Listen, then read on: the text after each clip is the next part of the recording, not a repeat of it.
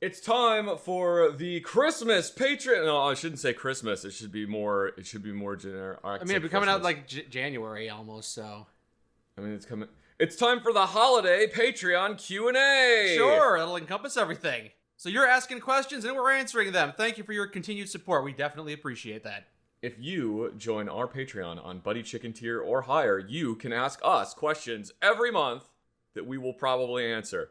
Unless your question is stupid, and then we won't answer it. If it's stupid, we might still answer it. But, try to keep it civilized. There are no stupid questions, only the stupid people who ask them. Yes. So, Zach, do you have any holiday traditions that just don't feel the same if you don't stick to them? When I was growing up, my mom would make cinnamon buns on Christmas. Like the ones that come from the little cardboard tube. Yeah. Yeah. She would make cinnamon buns for Christmas, and then we would watch A Wish for Wings That Work. Aw. Which is... It sounds like a nice movie by the title alone. It is a nice movie. It's an animated movie that's based on the comic series Bloom County. And apparently the creator of the comic series was not a big fan of the movie. Oh. To the point that somebody at a meet and greet or whatever, someone was like, oh, I really love A Wish for Wings That Work. We watch it like every Christmas. And he was like, oh, that's wonderful. I assume that you were under the effect of some type of hallucinogenic drug at the time.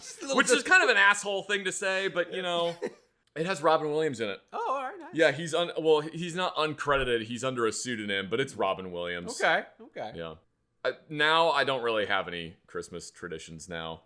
I don't want to say that Christmas traditions are exclusively a thing for if you have kids, but because it's just my wife and I in our immediate family, we don't really do getting up and opening presents on Christmas Day. It's, it's just... I can't think of any traditions. We just enjoy the holiday season. Maybe I should start a weird tradition. You could, yeah. I get absolutely blackout drunk and then go to get the Chinese buffet on Christmas Day. Or you could have a more delightful holiday tradition. Getting blackout drunk doesn't sound super fun to me. Just pick a movie to watch. I don't know, the Snoopy Christmas movie or something. I think I used to have the Snoopy Christmas album. Like on cassette. Yeah. Didn't the Beatles do that album? I don't know. Just play it. Play any music. Play any traditional music. I guess the holiday tradition that I currently have is that I go see my mom on Christmas Day. We go to a nearby relative's house and we have some lunch, so it's nice. It's a nice tradition. Neat. So what's your favorite bit from the channel? Mine's still ATF Santa. ATF Santa was a pretty good one. It wasn't like a recurring bit, but it was a pretty good one. It does hit hard. You've been a naughty boy this year. You didn't file a Form 1 when you SBR'd that rifle. I do really like the icicle stuck in the frontal lobe, like the short-term memory loss bit. Oh, yeah, Skyrim. I think that one's really fun just to bring back randomly. Mm-hmm.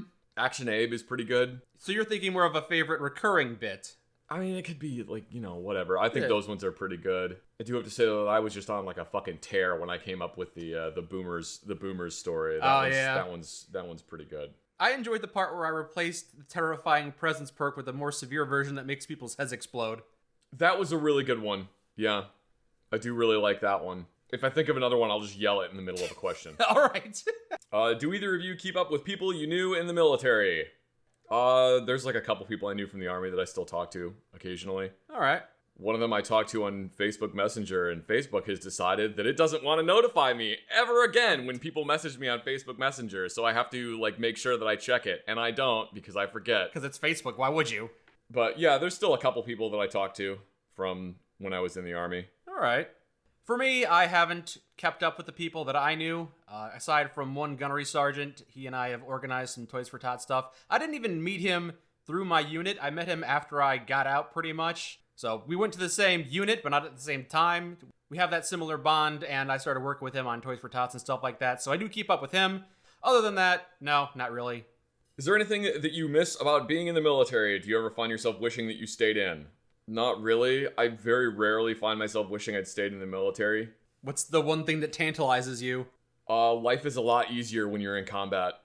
Sometimes I kind of miss being in Iraq because it's a lot simpler. You make sure that you get up on time, when you're gonna eat, and what can I do to not get killed today? I don't have to worry about doing taxes, or how many views a video is getting, or I need to get the tires rotated on my car. You don't worry about that crap. It's it was incredibly simple. Don't get blown up. Even when you're not in a combat situation, just being in the military full time, it's like, Your schedule is already planned for you. Somebody knows what you're going to do today, even if you don't. I like the fact that I was getting paid to run around. Like, in civilian life, you don't get paid to exercise, but... I do miss running around in the woods and playing soldier and getting paid to do it and having all of my ammunition paid for. That was pretty fun. I liked that. Mm-hmm. I did enjoy that. There's an episode of the G.I. Joe animated show from the 80s where they're like shooting at a bunch of... They're like skiing and then shooting at like robot things. All right. And the robot things like can't shoot back at them, and one of them is just like, man, this is really fun when they don't shoot back at you. I don't really find myself wishing that I had stayed in. No. But I wonder, like, how different my life would be if I had picked a different job, like pilot or like helicopter mechanic. Yeah, there are a couple different ways that your future could have branched out. Mike, do you ever wish you stayed in? No. Yeah. Didn't think so. So, Zach, regarding your service, what kind of units did you serve in? And do you have any interesting stories involving combat medics or corpsmen? I think I've talked about what kind of unit I was in before. I was in a forward support company. It's a support company that is attached to an infantry battalion. So you get the wonderful experience of being under the command of an infantry battalion, but also being under the command of a support battalion. So you have 2 battalion commanders that get to tell you what to do. Having 2 bosses is so fun. It's great. I love it. One man cannot have 2 masters, but the military is going to make you try. By no stretch of the imagination would I say that I was infantry in any way, shape, or form, but I was in an infantry battalion. Right. I did not do the same stuff that infantry did. I fixed weapons. Mm-hmm. But occasionally I did have to go out on... It's because of the way the army was set up at that time period, where it's basically like, oh, does your job not require you to do something 24/7? Well, guess what? You're going to be driving trucks in the middle of Iraq. Have fun. Don't get blown up. Yeah, so I was in a forward support company. I'm sure the army is still doing forward support companies. I can't imagine they stopped doing them. I don't know why they would. Do I have any interesting stories about combat medics or corpsmen? I mean, okay, so there was one point when I was having the weird problem that was happening with my leg. It was when I was still at Fort Polk. We were on a field rotation. We were out in the field. The thing that was annoying about the problem that was happening with my leg is that it was like 75% of the time it would happen while we were out in the field, so they thought I was just malingering, so that they wouldn't give me any actual help because they're just like, oh, he just doesn't want to do shit. Yeah, they thought you were faking it. Yeah, so... We were out in the field, and I had the weird problem with my leg, so I had a fever of like 102 degrees. I went to the medics, and when you're in the field and you have an actual medical problem, a lot of the medics, at least where I was, use that as an opportunity to practice. So they assigned the new guy to give me an IV. He failed 4 times trying to find a vein to give me an IV. He tried doing it in the arm, the elbow, the elbow joint. He tried doing it. The inner elbow. He tried doing it on the inner elbow on my left arm. Failed. Tried doing it up on the back of my hand. Oh, what? Failed at that one. Gross. Tried doing it on the other upper or on my right. Why would you try elbow. the wrist second? Why not the other arm second? Why the wrist? No, like the back of my hand, not the wrist. Okay, even still. Because he could see the vein there, so he went, oh, okay, well, I'll try for that one. Tries it on the other arm, fails on that one. Tries it up there, fails on that one. And now because they've tried it on, apparently, because they've tried it on the highest and lowest point of my arm, they can't go anywhere else on my arm because they've tried those spots now. So apparently that means that arm is just written out and they can't do those anymore. So where did they try it? No, they tried it on 3 places on my left arm, and they had tried it on 2 places on my right arm, and they were about to try it on the back of my hand. And I have a fever of 102 degrees.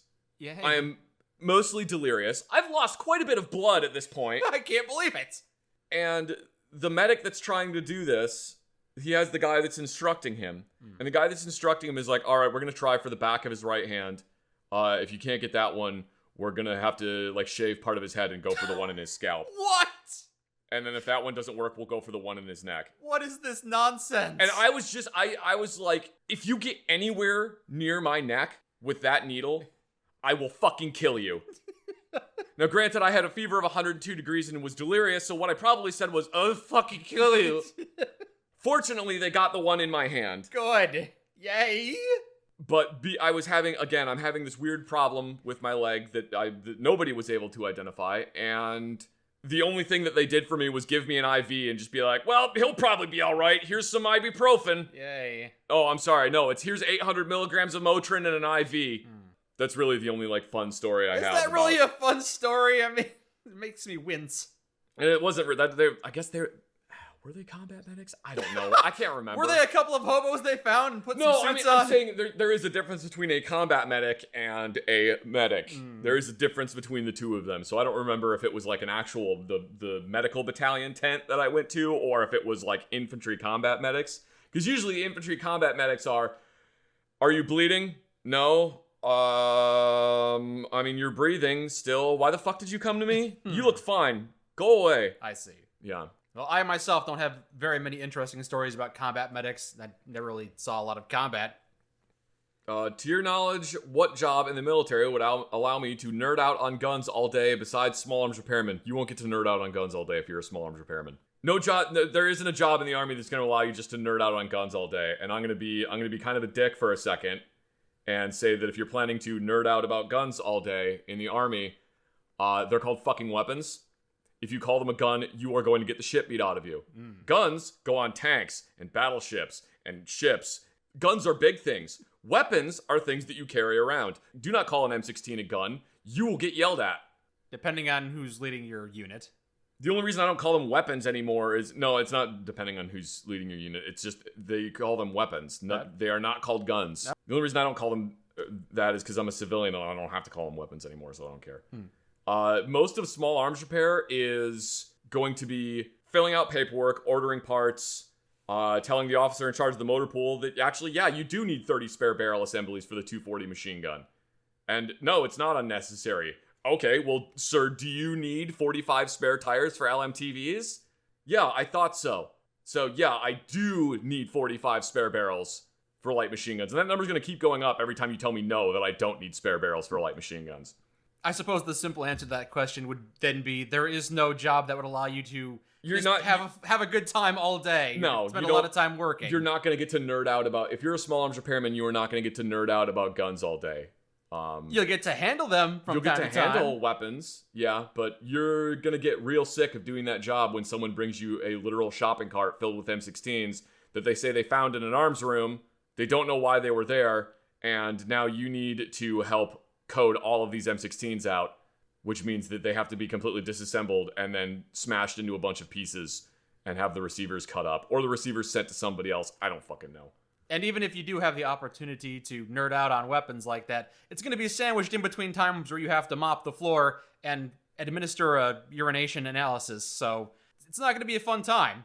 And then you'll also have to deal with your company trying to tell you that you do actually need to be the armor for our company because, well, we need someone to manage the arms room, and you fix guns all day, so you're going to be perfect for that. And it's like, great, so now you want me to do 3 jobs on top of what I'm doing. Cool. No. I know you're speaking from experience here. Yeah, they tried to get me to be the armorer for my unit multiple times. And then what they would do instead, because I basically was like, no, I can't do that. Do you want me to never be there? Because I have to be doing weapons gauging somewhere else? What happened instead is they treated the armor as a punishment position, and they would put someone in there that doesn't know how to manage anything. And then they would get really mad when that person lost 12 serialized items. So... okay. Probably because they sold them to somebody else. Don't join the army. Don't do it. Yeah, we said that before. Don't join the army. Unless you really, really, really want to. Yeah, unless me telling you not to join the army isn't going to convince you not to join the army, don't join the army. I'm sorry to have such a harsh answer to that question, but there isn't a job that in the army that's going to be you get to nerd out about guns all day. Mm-hmm. You probably have the one that's closest to it. Even still, you didn't have that opportunity. There isn't one. Maybe a weapons sergeant in SF, but then it's now you have to be in SF.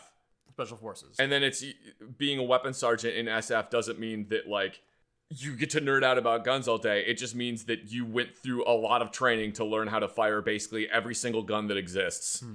Yeah, I can't really think of anything. So again, I'm sorry to have just such like a harsh answer to that question, but yeah, there isn't one. So, what would you say you like/admire the most about each other? Zach, I think you're a great guy, and I feel like that's rare in this world. I've met a lot of people over the course of my life, and I've met few that are genuinely good. So, I think I'm not genuinely good. the fact that you refuse that compliment is just one aspect that makes you good. No. You're No. so humble. Like that vulture from Looney Tunes. No. No, actually, what I was thinking of was the "you're a bitch who likes bananas." Yeah. That's what I was thinking of. Why does that just live rent free in my head? Yeah, early internet stuff. Why? It's just in there. It's never going away. Please continue telling me how humble I am. A sandwich. It's sandwiched in between salad fingers and legendary frog skits. Yeah. I actually really admire how quickly you can get to work on things and how fast you can produce stuff. I really struggle with even starting working on things. So no, I think that's really cool that you can do that. Well, thank you. I do pride myself on working hard. Because the harder I work, the better life is going to be for the people that I care about, and I guess myself. And also, this part has kind of like mellowed out in the last few years, but I like the sassy bitch humor you have sometimes.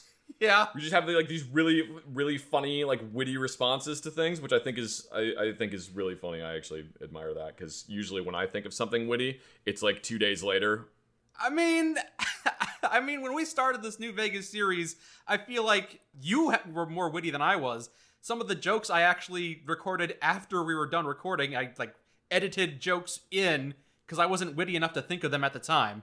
One of the ones that I'm thinking of is the Frankie's Guns and Ammo. Get out of here, never come back again. Hey, welcome back to Frankie's Guns and Ammo. Just like that. That was really funny. Yeah. You feel like I've mellowed out from being a sassy bitch these days? A little bit, yeah.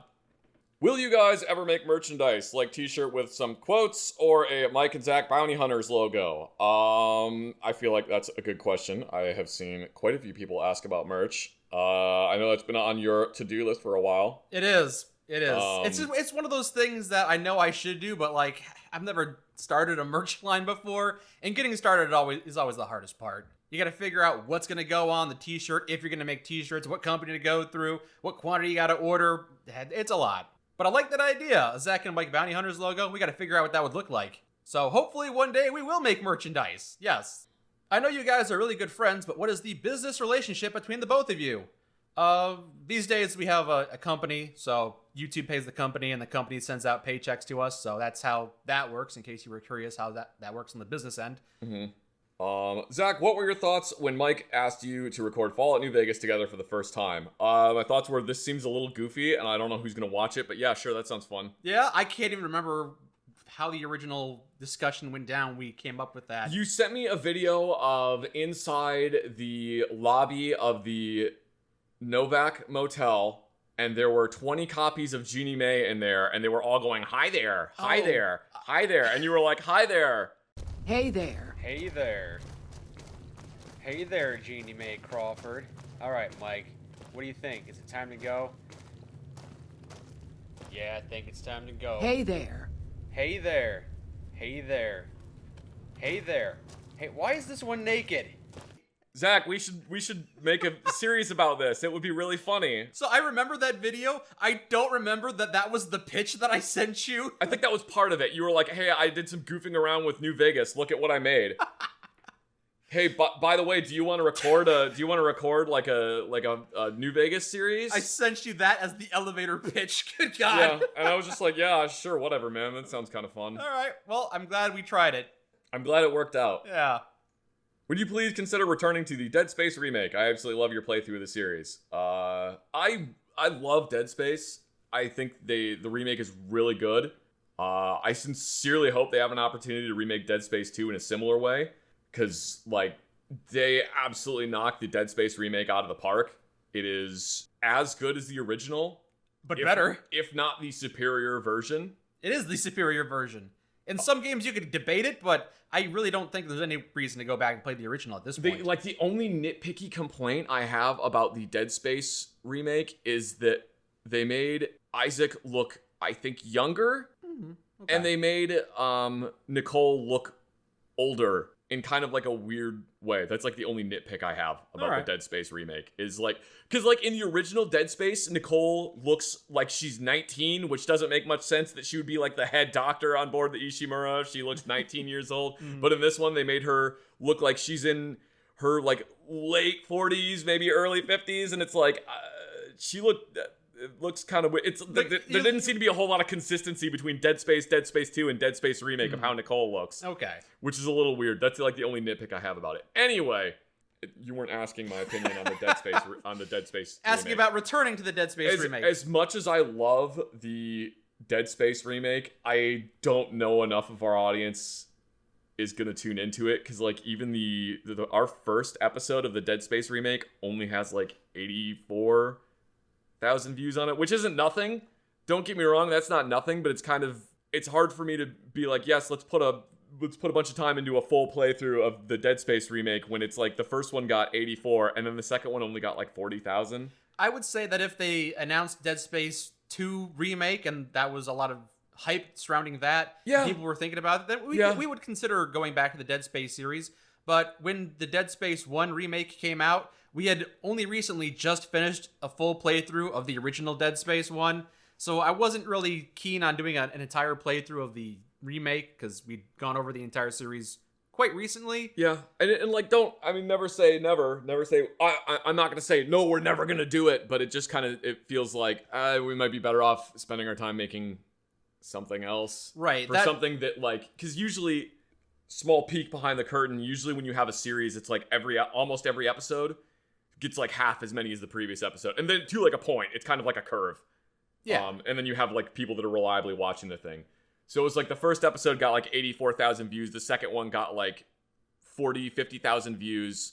I don't remember if there was any more beyond those like two episodes. We did 3 or 4 episodes, yeah. And of course, as always, the series does get fewer views over time.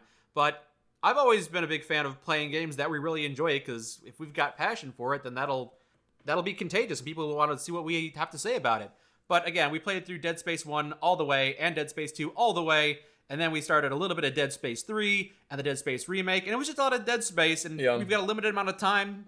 There's a lot of other things we want to play, so we gave Dead Space a break. I think if we were going to replay Dead Space remake, it maybe would need to be done in such a way that it's only like a 1 hour long video, and it's the entire game condensed down into like 1 hour or something. Or hell, maybe we'll stream it. Those are always, low stress kind of things. Like if you don't finish it, no big deal. Yeah. What about Dead Space 3? Ever think about going back to that and playing a bit more of that? Not really. I don't really like Dead Space 3. No, but I had a good time playing it with you that one time. It's fun. It's fun to play it. It's just like I don't like Dead Space 3 because I feel like the multiplayer element isn't well implemented.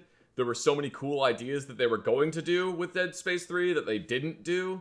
And it's in some of like the DLC areas. Like they implemented it a little bit in some of the DLC areas where it's like one player will be seeing something and then the other player is like seeing nothing and they're just like, what the fuck are you doing? The parts where you're in space of Dead Space 3 are really cool. Once you get onto the ice planet, it's just like, I am bored. I don't care anymore. I don't care about Norton. Why did they jam this weird love triangle into Dead Space 3? I hate this. I hate this. Okay. I hate this. All right. So no Dead Space 3. Yeah, probably not. Okay. Maybe, but like, also, God, they ruined the weapons in Dead Space 3. They absolutely ruined them. I hate the weapon modification system in Dead Space 3. It makes me fucking furious. Just give me my plasma cutter. Yeah. Give me the plasma cutter. I hate that they turned Dead Space 3 into a cover shooter. Yeah, there's a lot we can complain about with that game. I was thinking, okay, so I know we're supposed to be talking about other stuff. I was thinking about this the other day. There's an enemy in Dead Space 3 that was very much of the time. I can't say the word. They explode themselves. The Exploders. No, it's a human enemy that is the Kamikaze Kaboomers? Yeah, we'll call them that, because that is probably a word that you can say as opposed to the other word for what it is. It's very much of the time. I was thinking the unitologists. I literally sent my wife a message about this because I was randomly thinking about this. The unitologists, it is established in Dead Space 2 that when they die, they take their bodies and they preserve their bodies for convergence for later. why are there unitologists that are blowing themselves up and separating their body into a bunch of pieces that can no longer be picked up and preserved for convergence?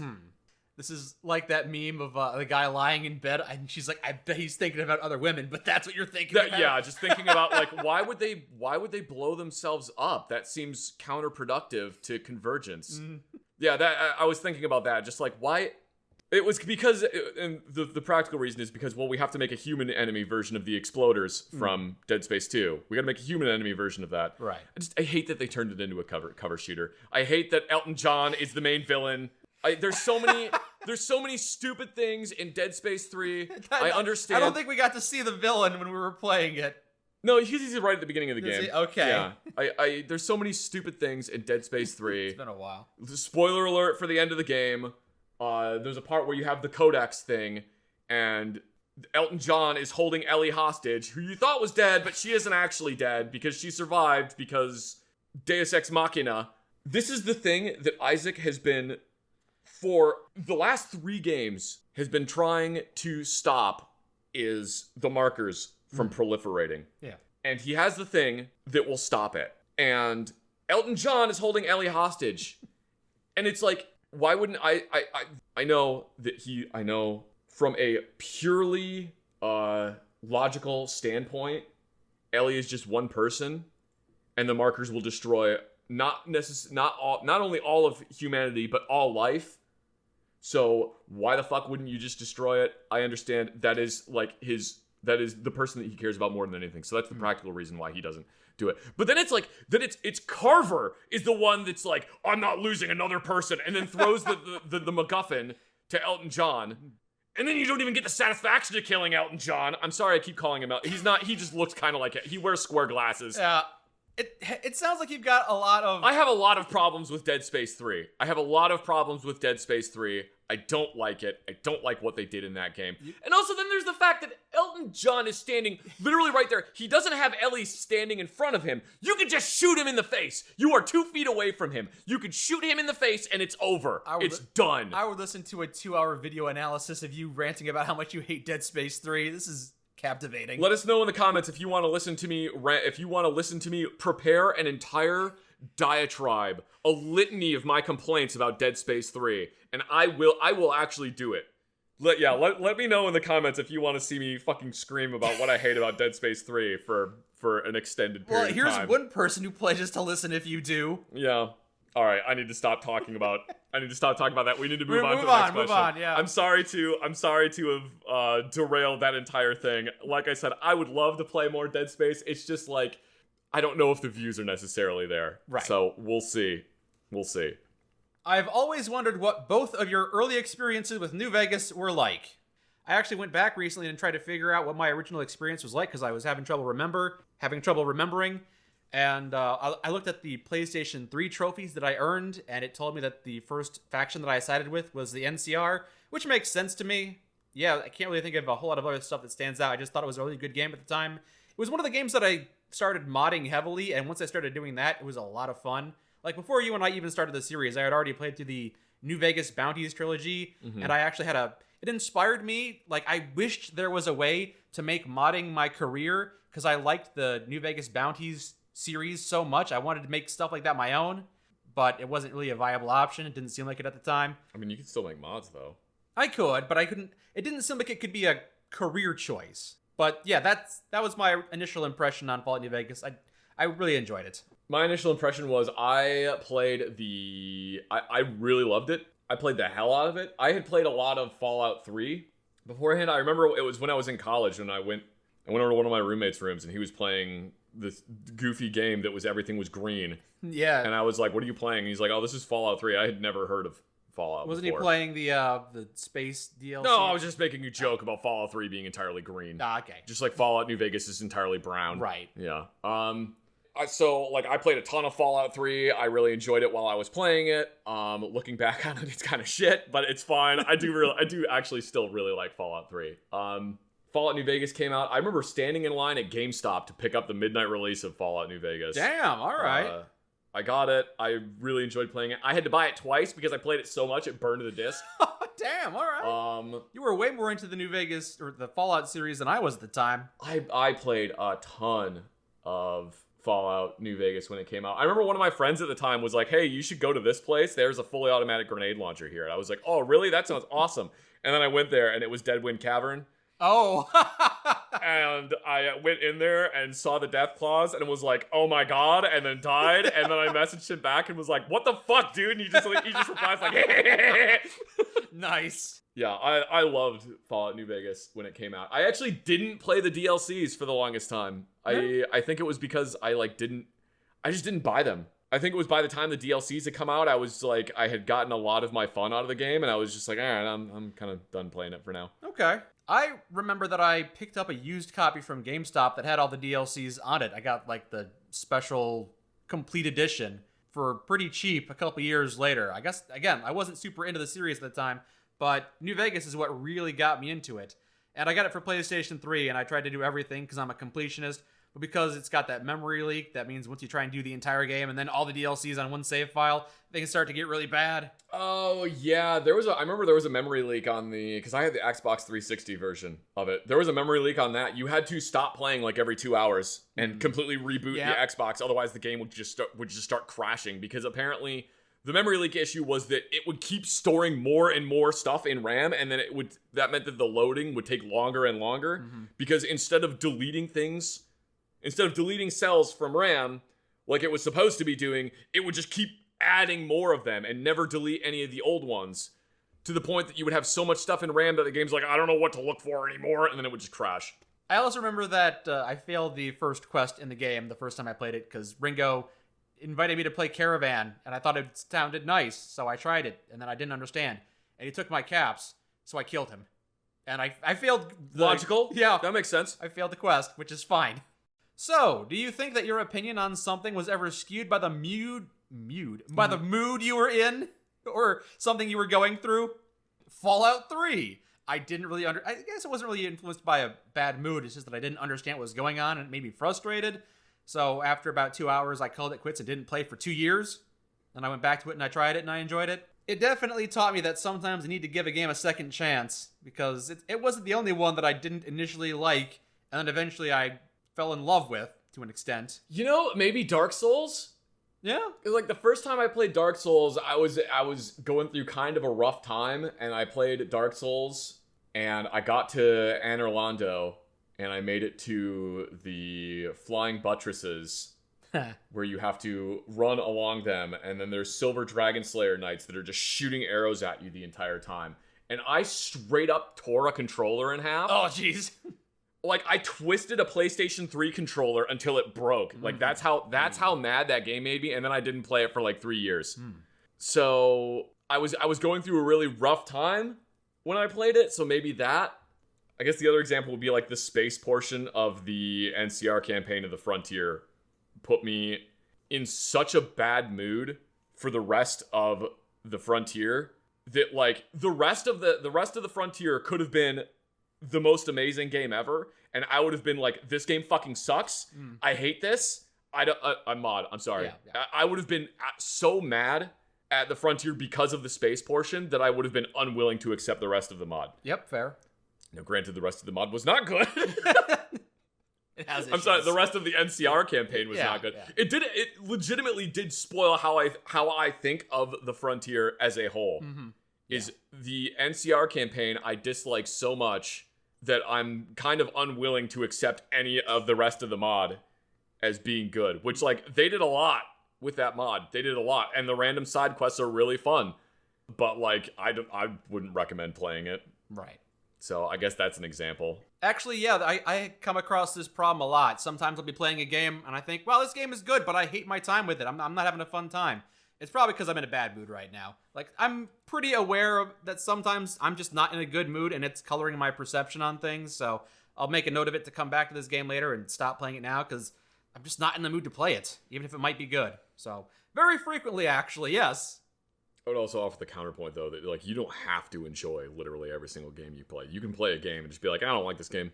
And that's it. You don't have to justify it beyond that. You can just not like playing the game. That is true. But sometimes I say quite often, you have to be in a mood to step out of your comfort zone to try and find a new game that you might like. And I like stepping out of my comfort zone to find new games because I found some of my favorite games and game series because I did that, but I'm not always in the mood to try something new. I've got to mentally prepare for it.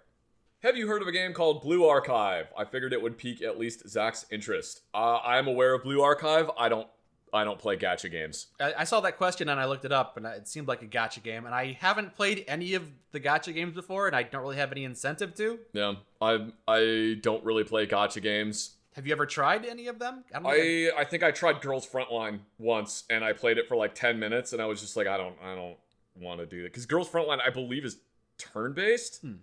What the hell even is a gacha game? It always sounded like a scam to me, like some way to siphon money out of your pockets as fast as possible. Yeah, I mean, they basically are. They're intended to keep you playing the game. All the things that you can get in the game are all random. It's all random drops. And yes, you can get...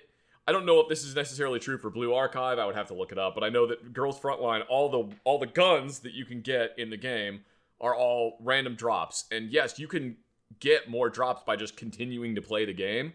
But it's one of those things of like, well, if you pay $5, you get 3,000 tokens that you can use to unlock 25 different characters. So then, yeah, you're gambling on, am I going to get a good one on this? And like, I don't want to do that. No.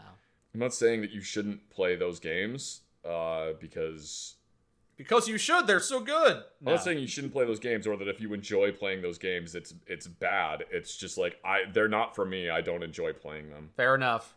Did somebody bring that up because Blue Archive has a heavy emphasis on the firearms? Yeah, there's a lot of guns in it. Oh yeah, okay. So I've seen the cutscenes. There's a character in Blue Archive whose name is Kenzaki Tsurugi. And she's just crazy, and people like her because she's crazy. Oh, it's got some fun promotional material? No, it's just one of the characters you can unlock.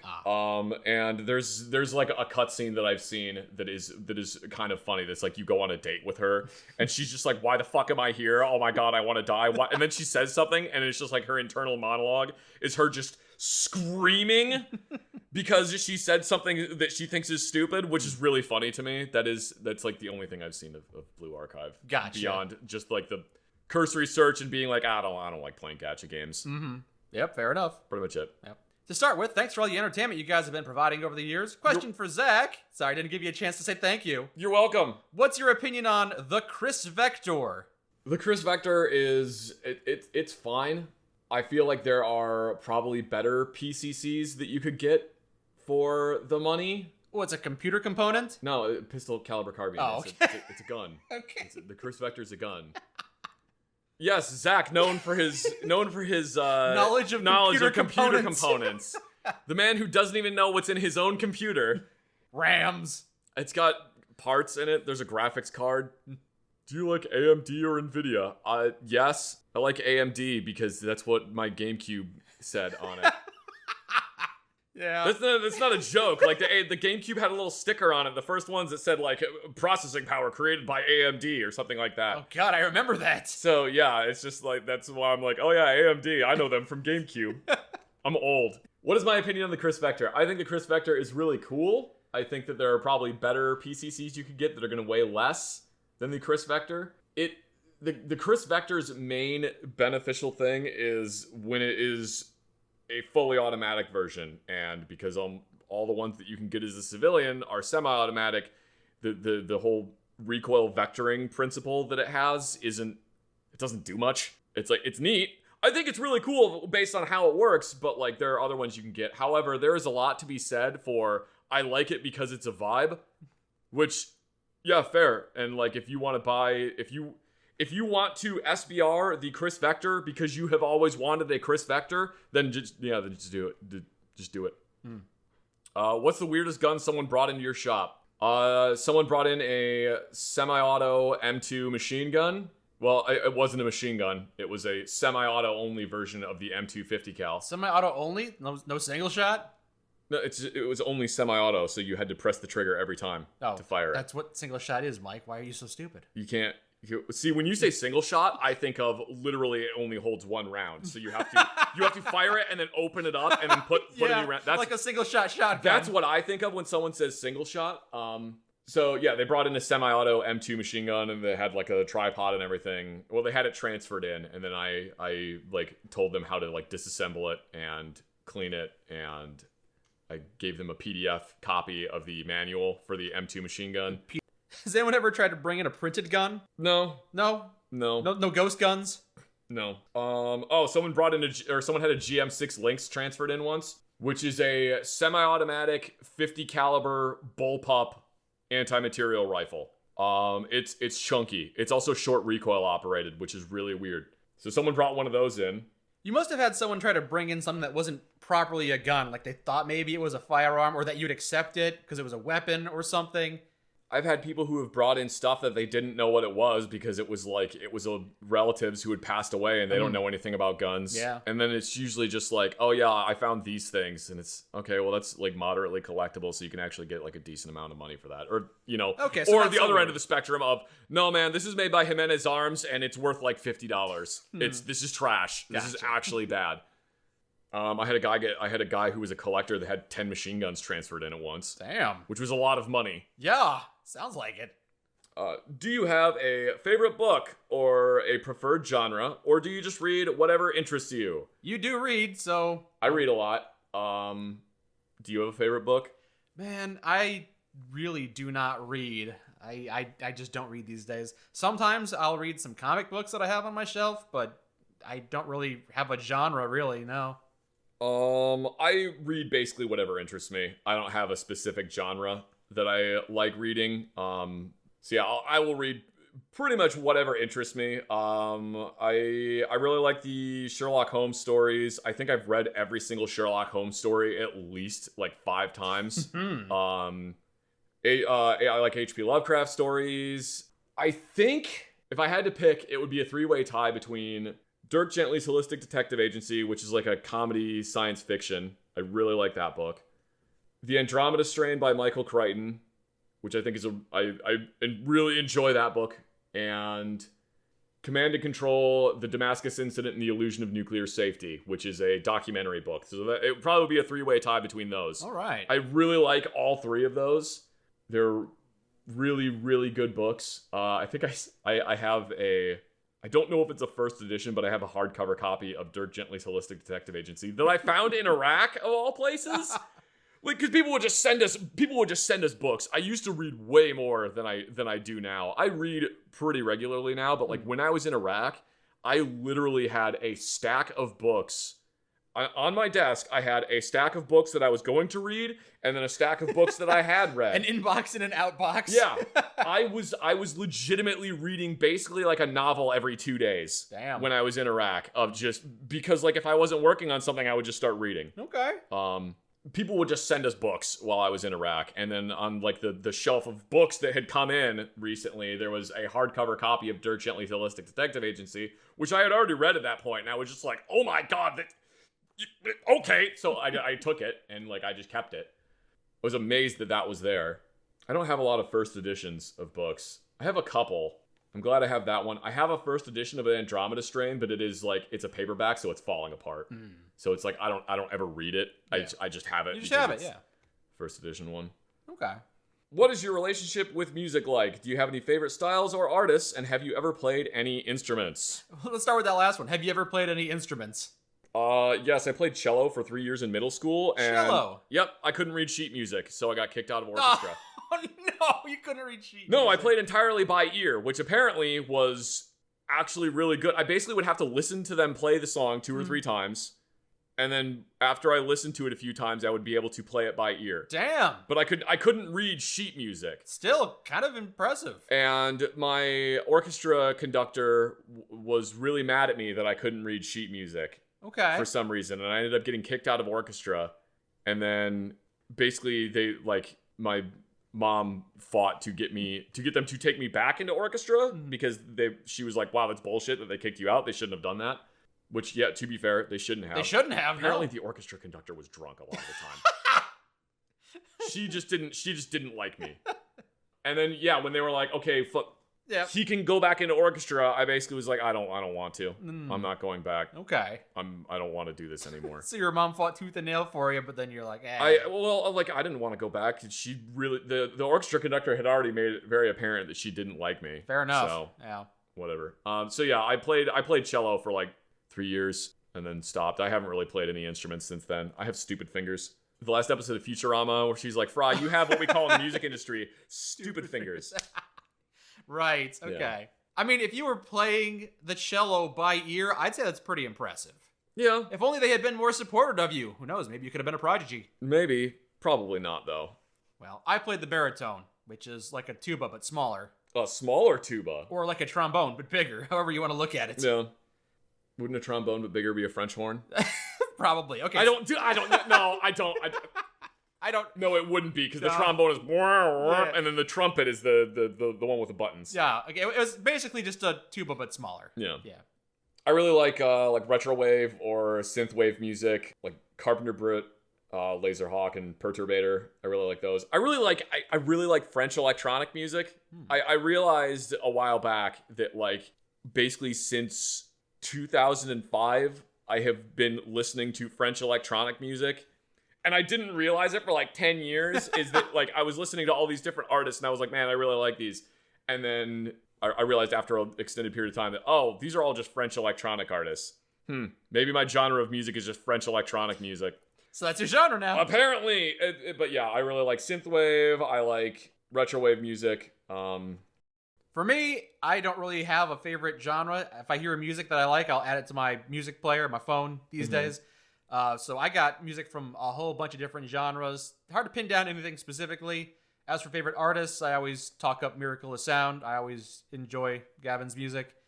But I've talked about this with you before, that I thought it would be really cool if you sent me all the music you have on your phone and you give me all the music you've got so I could take a listen to all of it and see if I could grab any songs that I like. Because I'm always looking to expand my horizons, and every time that I've been driving around with you and your music has been playing, I've enjoyed the music you've been listening to. So I think I'd be able to pick through and find some songs I really enjoy. The problem is I don't have music saved on my computer anymore or on my Right. phone. It's all on like Spotify. I have a couple albums saved.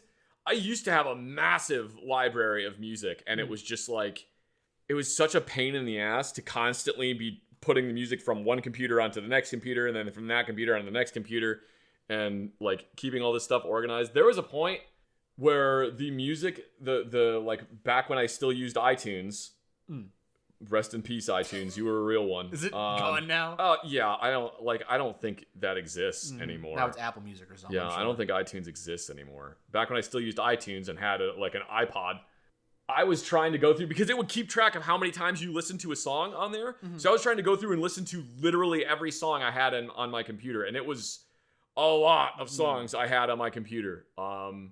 Yeah, I used to have like tons of music just saved, and it's just like it's easier just to stream it now. And I know that I know if there's any audiophiles listening, they're just gonna be like, how the fuck can you not have music saved on your computer? And it's just like, I find it very surprising that you don't have music saved in your computer. I thought that you would have been the kind of person to do that instead of entrusting your entire library to Spotify.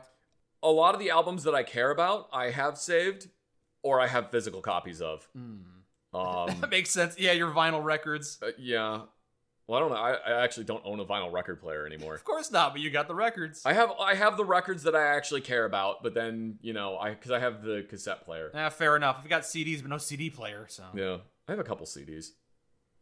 But, I mean, that was when I had a car with a CD player in it, so I had a couple CDs for bands that I really liked. Right. Yeah, my music tastes are kind of weird and varied. Like, sometimes I'm just like, you know what? I don't really want to listen to some sludgy stoner metal, so then I just put on Sleep by Dope Smoker and just listen to that for like, I listened to that whole album, and then I'm like, all right, well now I'm going back to listening to beat boop music. You'll have to send me your Spotify account so I can peruse through your songs, if that's a thing you can do. I don't know. I'm not sure. One of the things that's really annoying me though is that because my music tastes are so varied, a lot of the songs that I listen to are like, they're from, not a lot, but quite a few of the songs that I listen to are from like video game soundtracks. So Spotify is like, oh, you like listening to video game soundtracks? Okay, here's a bunch of music that's like 8-bit music from this other game. And I have to keep removing that from the library because I'm like, there's a difference between video game music and good music. I'm not saying that all video game music is bad. No, I'm absolutely not saying that. It's just like there's some songs that are from video games that are really, really good on their own. Video game isn't a genre of music. There's different genres within you could put into video games. I've had to tell Spotify so many times that I do not want to listen to the Cyberpunk 2077 soundtrack because it sucks. I hate it. I don't want to listen to it. If I hear the song Pon Pon Shit one more fucking time, I'm gonna Pon Pon shit out a bomb in front of Spotify's headquarters. So that's what I'm talking about. Like, I'll listen to the God Hand soundtrack because I love the surf rock vibe, and then like sometimes the program will be like, "Oh, you like video game music? Here's a slow crescendoing piano track from Halo," and it's like that's that's what I mean. They're video game musics, yes, but they're not the same genre. They're not the same genre at all. I don't want to listen to for like 30 minutes. I don't want to listen to 8-bit remixes of other songs. Stop recommending that to me. So yeah, I get mad at Spotify sometimes, especially when Pon Pon Shit comes on. I'm just like, I'm gonna morb. I'm gonna morb. Okay? Yep. Is there anything either of you have shared with a significant other that has given them more knowledge and enthusiasm than before? Have your significant others shared anything with you that you now have more interest in? Of course, that's how relationships work. You give and take, and you influence each other's lives. I mean, my wife now knows more about guns than I think she ever intended to know about guns. I feel like everyone who's ever associated with you is now more enlightened.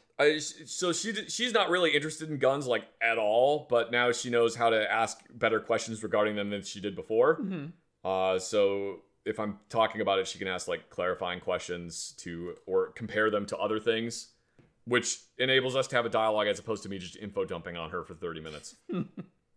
Most of our interests line up like a lot. So there isn't really anything that like we could be like, oh, I'm going to explain this new thing to you in detail that like we don't kind of already know about. She does recommend a lot of games for me to play though.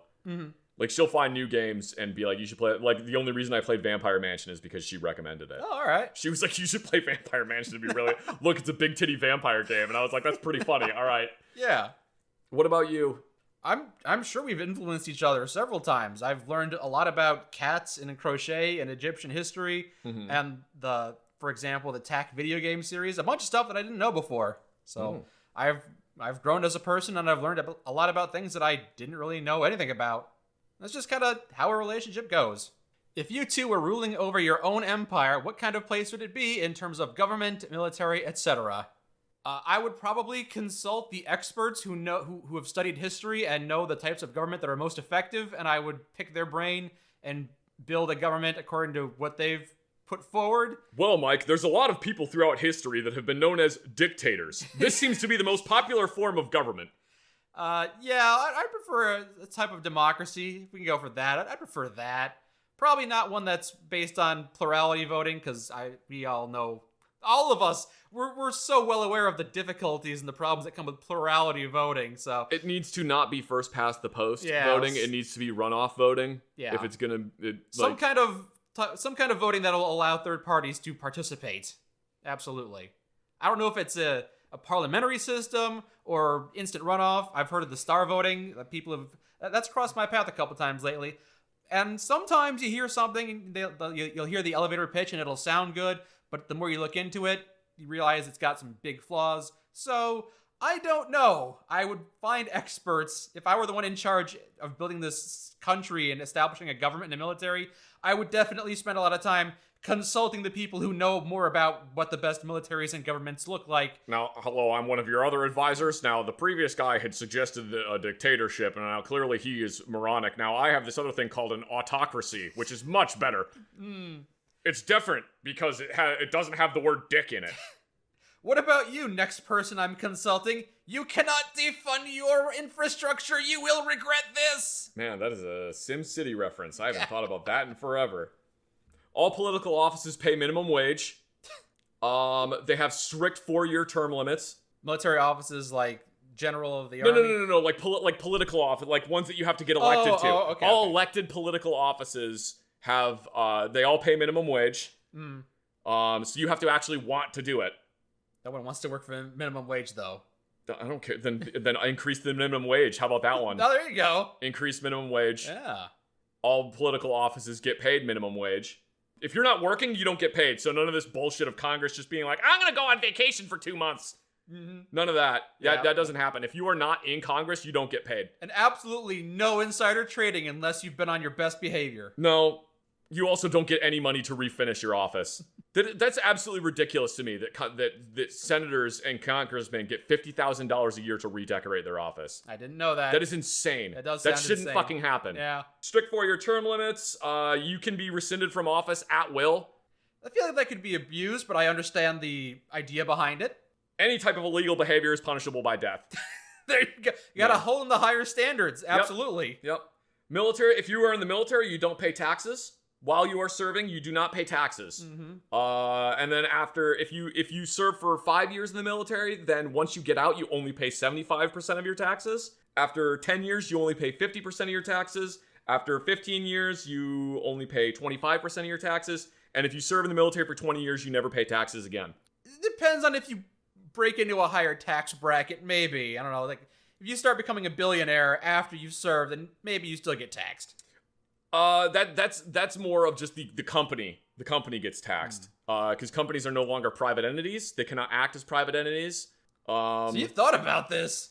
Banks can't spend your money. Mm. If your company earns over $1 million, then you are automatically put into a much higher tax bracket. Banks spending your money is kind of how banks work, and that's why you can get money back on things like certificates of deposits and stuff like that. I don't pretend to understand the legal framework of banking. They're allowed to spend your money, but they're not allowed to engage in stock trading, which is what a lot of banks do now. Yeah. Stock buybacks, that's off the table. I don't know. Dude, I'm stupid as hell. This is not a good question for me. You shouldn't be asking me this question. Again, this is why I would find experts who know and ask them. If anyone is driving on the road while I'm driving, they're to be executed by drone strike. All right. I just have a bunch of drones that fly around with me, and then they'll just drop bombs on your car if you're driving at the same time as me. Okay. You better fucking stop. Better stay away from me. I also drive an unmarked vehicle, so it's gonna be really hard to tell, except for the giant cloud of drones that follows me everywhere. No more tax breaks if you relocate your company to a different country or something. If you relocate your company's business to a different country to avoid paying taxes in this country, you now have to pay 200% more taxes. Also, you don't get to be in this country anymore. You have to pay taxes and you're not allowed to be here. Double punishment. Fuck you, Ford. We're gonna take all of our production to Mexico because we're tired of paying American workers. Ford fucking sucks. I hate Ford. Okay. Fucking stupid. Don't think you're getting off light either, GM. You're doing the exact same fucking bullshit. Mm-hmm. Oh, we make all our vehicles in America. No, you don't. You assemble them in the United States of America. Everything is made in Mexico. You just ship it back up here and then put it together. And then you say, oh, proudly made with American workers. As you rip off the Hensho and Mexico sticker from the fucking dashboard. Hensho. Yeah. We should probably stop there before we start getting really heated I'm gonna about. reveal my power level. Yeah. I wanted to ask this incredibly serious philosophical question. If you stack 2 pieces of lasagna on top of each other, is it still 2 individual pieces of lasagna, or does it turn into one big piece of lasagna? It's big lasagna. It's one big lasagna. No, hang on. Let's not be too hasty. I'm gonna be hasty about this. Let's not be too hasty. Okay. Is it big lasagna, or is it 2 individual pieces of lasagna? Now, I think the important thing the important distinction that needs to be made here is: did you have a pan of lasagna, right? You cut out a piece of lasagna and you scooped it up and put it onto another piece of lasagna. So it's the same lasagna. Mm-hmm. It's just relocated its XY axis. Okay. Like XYZ axis. Now, it relocated 2 axes. Okay. You've moved 2 of its axes. I'm not good at math. I'm sorry. Or is it like there's 2 different lasagnas? So let's say you have a vegan lasagna and then a normal lasagna, and you put the vegan lasagna on top of the normal lasagna. Does that make it one lasagna, or does that make it 2 pieces of lasagna?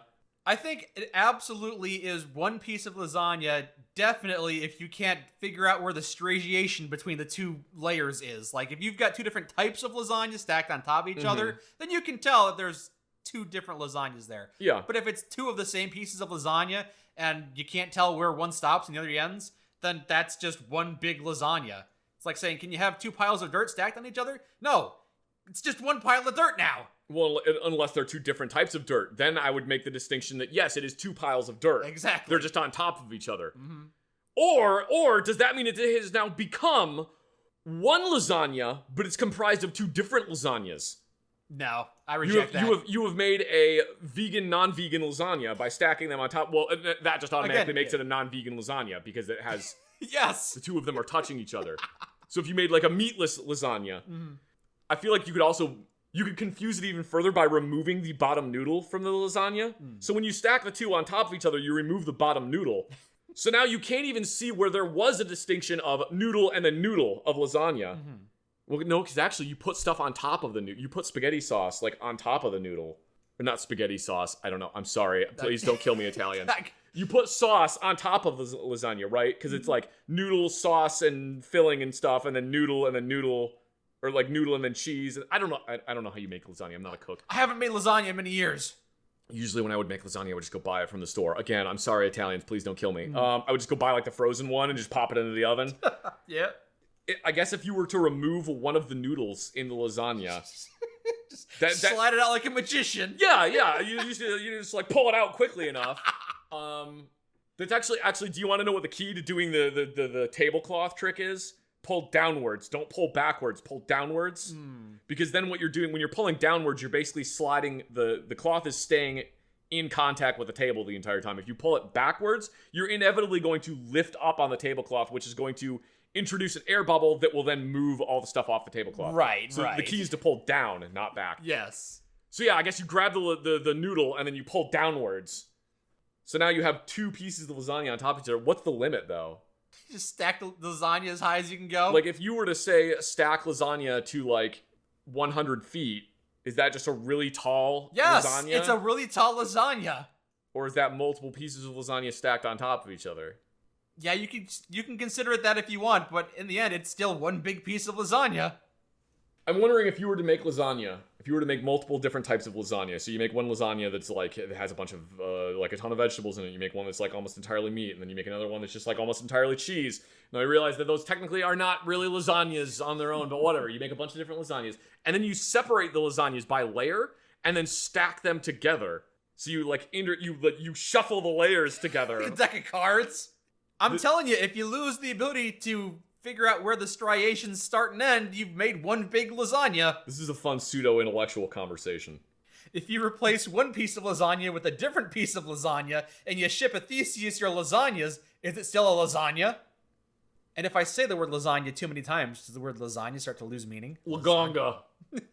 If you were to make a bowl of macaroni and cheese, and you were to introduce a single ravioli into the bowl of mac and cheese, it is still macaroni and cheese, correct? Yes. At what point does it stop being when you keep adding ravioli to it, at what point does it stop being macaroni and cheese and become ravioli with macaroni and cheese added to it? I think you need to have some tomato sauce in there too. I think after 50%. Yeah, 50%.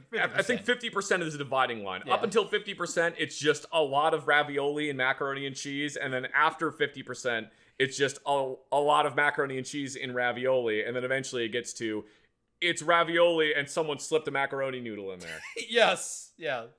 Does it need to have noodles in it for it to be lasagna? I feel like it definitely does. I think so. I feel like that's a key component of a lasagna. Otherwise, you got tomato sauce. Flat pasta and dishes made from it. Okay, so the lasagna is the name of the pasta. So it's not a lasagna because you've added tomato sauce to it. That's the name of the noodle. It's the name of the noodle. Oh. In ancient Rome, there was a dish similar to a traditional lasagna called lasagna or lasanum, which is Latin for container or pot. Which makes sense because it contains some sauce. But the word could have an even more ancient origin. Well, thanks for nothing, Wikipedia. Why did you? All right, fine. Don't trust Wikipedia. Anybody can edit that shit. Yeah, I don't trust Wikipedia. Definitely don't support them by giving them $3 a year. They rely on those donations. They're not getting them. Well, thank you very much for all of the amazing and fantastic questions about lasagna this month. That's the only question I remember. Yeah, there were other questions. There were a lot of great ones. Thank you for all the great questions this month. Thank you very much for all the wonderful questions. And thank you... He says as he popped his back. Thank you for all the wonderful questions this month, and thank you to anyone who subscribed at Buddy Chicken tier or higher. And even the people that only subscribe at the lower tiers, because we appreciate you all too. We do appreciate that. If you subscribe at Buddy Chicken tier or higher, you can ask us the questions that you want to know. the burning questions you have about, I don't know, Other lasagna questions, or whether or not donut holes actually come from the center of donuts, because I don't think they do. I mean, Man, modern donuts have like no hole in the center of it, so I'm pretty sure the donut holes do not come from modern donuts. see, I disagree with that. Like, if you had asked me that question 10 years ago, I would say there's no way, because donuts themselves are all so thick. But these days they're kind of skimping out. These donuts are getting a little thin. I could definitely see them taking the donut hole out from the donut and then just got the ring, and that's what you call donuts now. Important question: do they make bagel holes? Do they make like little bagel bites? I know they do. I know they do. I just don't think they call them bagel holes. I think they're. I was gonna say like the little pretzel bites, but no, that's a different thing. Those are just pretzels. Yeah. Well, thank God no one asked that question, because I don't think I have the answer for that one. Thank you very much for watching. And again, if you want to see me just like bitch for 2 hours about Dead Space 3, I do! Then go ahead and Rant about all the video games. go ahead and leave a comment telling us that you want to hear me just bitch about Dead Space 3 for 2 hours. Yeah. And maybe we'll do that. Leave that comment. I wanna see that video. I wanna listen to that.